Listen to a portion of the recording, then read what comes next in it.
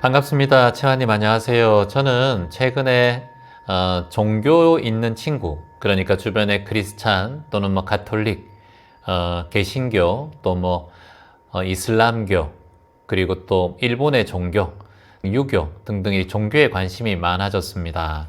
저도 이쯤에서 종교를 하나 가질까라는 생각을 하고 있어요. 예전에는 교회를 다녔기 때문에 최근에는 성당에 다녔습니다. 근데 성당에 봉사를 하면서 성당의 봉사가 너무 힘든 거예요. 그래서 내가 지금 성당에 봉사하러 가는 것인가? 아니면은 내가 지금 내 마음을 위로하러 가는 것인가? 마음이 좀 불편한 마음이 올라왔습니다. 채화님은 종교에 대해서 어떻게 생각하시는지요? 채화님의 종교는 무엇인가요? 이렇게 질문 주셨습니다. 저는 개인적으로는 이제 종교는 지금 가지고 있지 않습니다. 근데 부모님, 어머님은 절에 열심히 다니셨어요. 저희 어머님이 석가신데, 그래서, 석보살. 석가 뭐냐고 상관은 없겠지만, 석시입니다. 그래서 석보살이라고 불릴 만큼 어머니의 그 신심이 굉장히 컸어요. 아버지는 뭐 특별한 종교는 없었는데, 그냥 어머니께서 절에 갈 때마다 그냥 아버지는 그냥 따라가시는 편이고, 특별히 아버지는 종교가 없습니다. 종교라는 것에 대해서 우리가 조금 생각을 해봐야 되는데, 종교라는 것이 있기 때문에 마음의 위로를 얻고, 마음에, 어찌 보면 위안을 받는 거잖아요.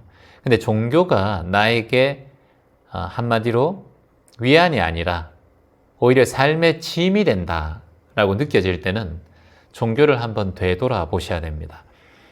교회 다니시다가 지금 성당에 다니시는데 성당에 다니다 보면 봉사하는 것들이 있죠. 물론 여러분들이 절에 다니시더라도 봉사하는 분들이 많아요. 공양주도 계시고 총무원도 계시고 또 뭐 청소할 사람도 있어야 되고 화장실 청소도 해야 되고 뭐 다양하게 봉사를 해야 되는 경우가 많습니다. 근데 이 봉사를 하는 경우가 내가 마음이 일어나서 내가 마음이 편해서 뭔가 세상에 덕행을 짓는 봉사, 그리고 절에 오는 사람이나 성당에 오는 사람들을 위해서 내가 그 사람들에 대한 도움을 주는 그런 봉사하는 마음이 일어나면 괜찮은데, 내가 이거를 억지로 하는 마음이 일어난다든가 내가 이걸 왜 하고 있지? 굉장히 스트레스를 받는다면 그 봉사는 봉사라고 할 수가 없어요. 우리 템플스테이를 갑니다. 템플스테이 가면은 공양간이 있어요. 그 공양간에서 공양을 하는 분들이 계십니다. 이제 밥을 이제 만들고 반찬을 만드는데, 또 불국사 같은 경우 굉장히 또 이게 맛이 있잖아요. 공양간이 맛있어요. 그래서 항상 많이 드시는데, 우리 템플스테이 오시면은 거기 보면 다 봉사하시는 분들이죠.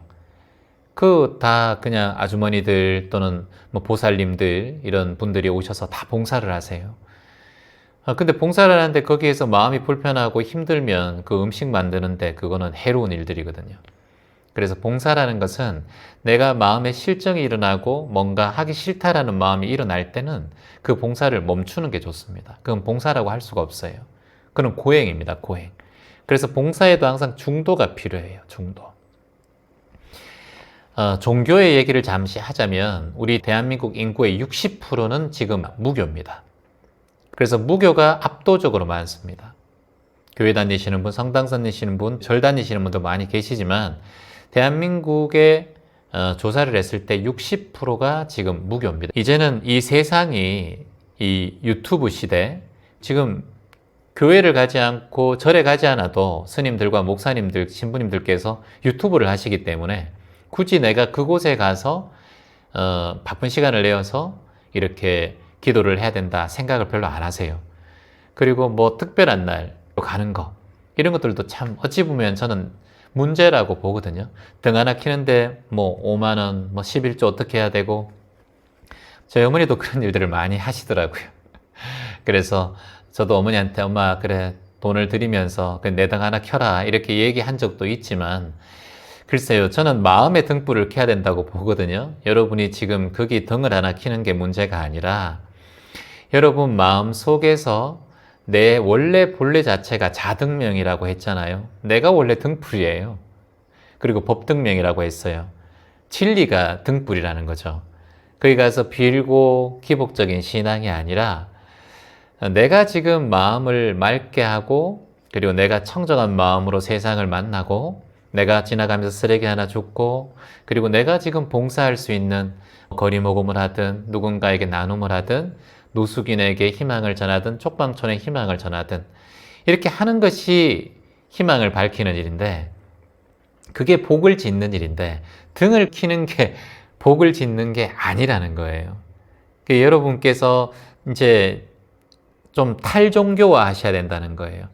그래서 부처님의 가르침, 복음의 가르침, 하나님의 가르침, 예수님의 가르침을 마음속 깊이 간직하되 그것을 종교라는 것에 기대려고 하지 말고 스스로 설 수 있는 마음가짐을 가지는 게 더 중요하다라고 위대한 성인들과 종교의 지도자들은 얘기하고 있습니다. 그리고 인간은 점점 더 합리적이게 바뀌어가요.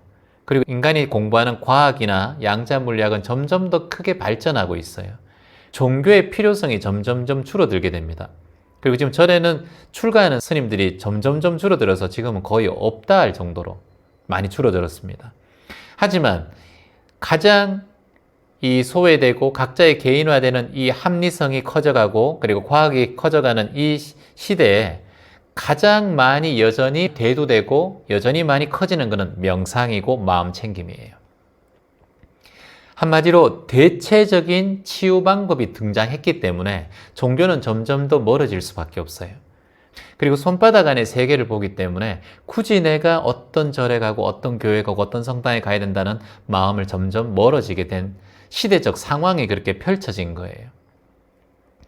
채환님, 그러면 미국은 안 그렇잖아요. 미국은 확실한 기독교 문화잖아요. 그렇지 않습니다. 미국도 지금 조사 결과 25%가 무교입니다. 점점 더 무교로 많이 가고요. 전 세계적인 현상이 무교로 가는 현상이고 우리가 공부하고 있는 이 지금은 복음의 말씀 또는 이 경전의 말씀들 2500년 전, 2600년 전에 내려오는 이런 말씀들도 다 믿으시면 안 돼요. 그때 2600년 전에 인도에서 내려온 이런 여러 가지 경전들은 그때 당시에는 문자를 쓰지 않았습니다. 문자가 없었어요. 그냥 말로만 전해져 내려온 거예요. 말로만, 문자를 사용하지 않았고요. 그 후에 여러분이 아시는 아쇼카 왕이라는 인도의 왕이라는 그 사람이 그 왕이 처음으로 이제 비석에 이제 문자를 기록한 게 이제 붓다의 가르침에 대한 기록들이 전해져 내려오면서 구전으로 전해온 거예요.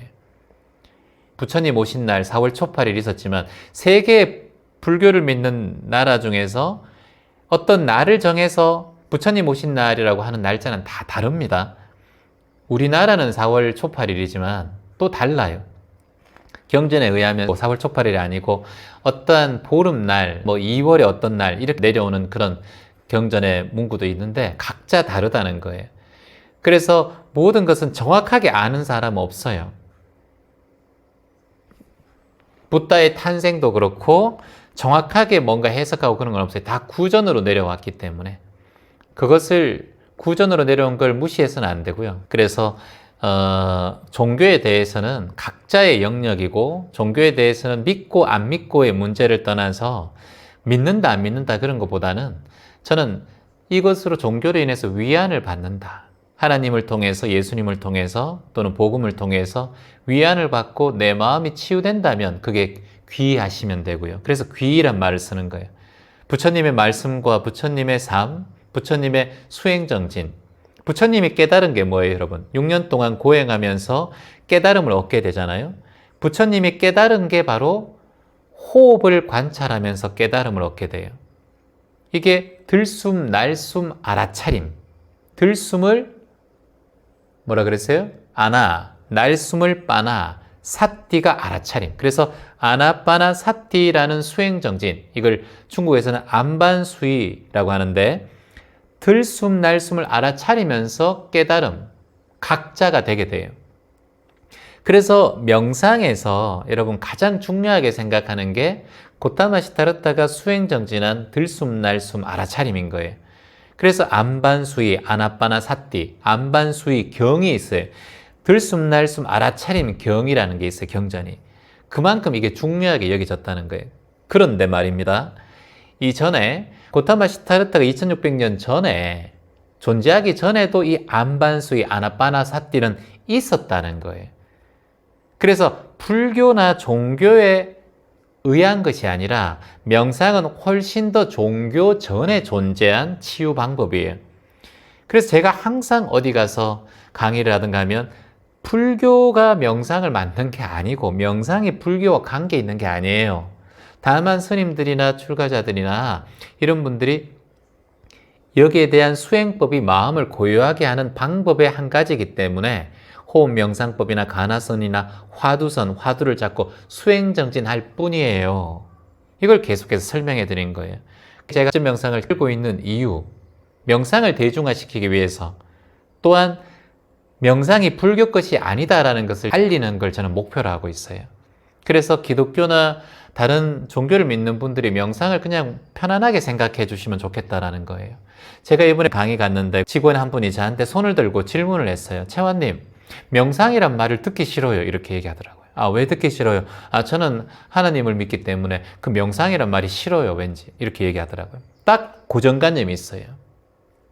예전에는 절에 가야지만 배울 수 있다 생각했기 때문에. 그래서 자꾸 기독교를 믿다가 이쪽으로 절에 가게 되면, 명상을 배우게 되면 여기에서 탈종교가 돼버리니까. 이게 잘못된 오래된 업과 습관이 명상을 자꾸 불교 것이다 이렇게 만들게 되는 원인이 됐다라는 거예요. 그래서 제가 그분에게 말씀드렸습니다. 명상이라는 말을 안 써도 돼요. 명상은 감을 명예, 그러니까 생각상자니까 그냥 눈 감고 생각하는 걸 명상인데, 명상이란 말 자체가 마음에 불편하면 마음 챙김이란 말을 쓰세요. 또는 감정 알아차림이라고 생각하세요. 또는 알아차림이라고 쓰세요. 그게 정실하면 사띠라는 말도 명상의 한 과정이고, 영어를 잘 하신다면 마인드풀리스라고 써도 되고, 또는 윗바사나라고 써도 됩니다. 그러니까 인도말을 써도 되고, 뭐 한국말로 마음 챙김이라고 써도 되고, 알아차림이라고 써도 되고. 저는 여러분들에게 깨지 알바 틀이라고 하죠. 깨어있기, 지켜보기, 알아차리기, 받아들이기, 흘려보내기, 이걸 명상이라고 하니까 저는 매 순간마다 깨어있고 매 순간마다 지켜보고 알아차리는 마음, 받아들이는 마음, 그리고 흘려보내는 마음, 이걸 대체적으로 쓸 수 있는 거예요. 그래서 이제 그런 오해를 좀 벗어내고 종교에 대한 이제 내가 집착하고 있지 않은가, 내가 성당에 가서 봉사하는 걸 종교에 대해서 집착하는 마음으로 가고 있지 않은가. 하나님은 그걸 바라지 않습니다. 당신의 마음이 편안하길 바래요. 어느 자리에서든 하나님을 만나고, 어디 여기 바닷가에 잠시 앉아서도 하나님을 위해 기도하면 그곳이 성당이죠. 그곳이 대웅전이 될 수 있는 거예요. 그래서 어디에 기이하지 말고 나 스스로의 마음의 등불을 밝히는 일, 그것이야말로 진정한 수행자이자 진정한 하나님이 바라는, 부처님이 바라는 행동일 것이다. 저는 그렇게 생각을 합니다. 희망입니다.